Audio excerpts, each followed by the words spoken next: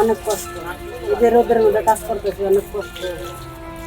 এই রোদের কাজ করা তো পুরুষ মানুষ তো চুলায় হারা পান না। আমি তারপরে দাঁতে কামড় দিয়ে করি, কিছু লেগে যায় সংসারটা চলে।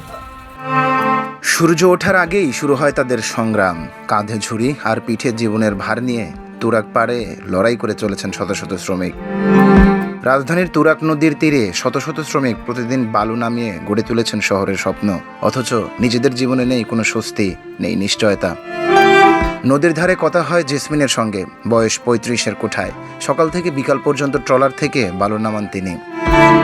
জেসমিনের কণ্ঠে ক্লান্তির ছাপ স্পষ্ট, তবু এক ধরনের মমতার ঝিলিক দেখা যায় চোখে। তিনি বলেন, ছেলেপুলের মুখে ভাত দিতে হয়, ঝুড়ি বাইরেই জীবন চলে।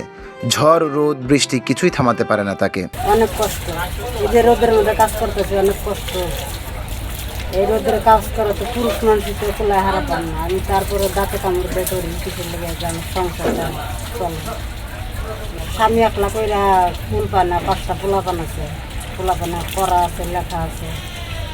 ঢাকা শহরে ঘর ভাড়া দিয়ে খাইয়া বাজার দিয়ে চলাতে পারে। একলা কাজে এলে পরে সংসার চলে না। জেসমিনের মতো হাজারো শ্রমিক প্রতিদিন এভাবেই বেঁচে থাকেন। নেই কোনো স্বাস্থ্যসেবা, নেই নিরাপত্তা ব্যবস্থা। গায়ে কাঁটা ফুটলেও, রোদে পিঠ ঝলসে গেলেও থেমে থাকার সুযোগ নেই। স্থায়ী ঠিকানা না থাকায় শহরের অনেক সুযোগ সুবিধা থেকেও বঞ্চিত তারা। এরা মনে করো ভোর 4টার সময় ওঠে, 3টার থেকে শুরু করে, 3টার থেকে উঠে মনে করো পাকশাক করে, পাকশাক করে আবার মনে করো 4টা বাজে যায়। 4টা বাজে থেকে গেলে মনে করো দূর দূরান্ত থেকে এখানে কাজে আসে। দূর দূরান্ত থেকে কাজে আসে। সারাদিন একটা মহিলা পরিশ্রম করে পায় কত? 600 টাকা রোজ কামায়। তুরাগের এই শ্রমিকদের জীবন যেন এক দীর্ঘ অবহেলার প্রতিচ্ছবি। শ্রমের প্রকৃত মূল্য তারা পান না, জানেন না তাদের অধিকারও। অথচ তারাই দেশের উন্নয়নের নীরব কারিগর। তাদের ঘামেই গড়ে ওঠে শহরের দালান, তাদের পরিশ্রমেই তৈরি হয় নতুন স্বপ্নের ভিত্তি। নিউজ ডেস্ক, সোনালী নিউজ।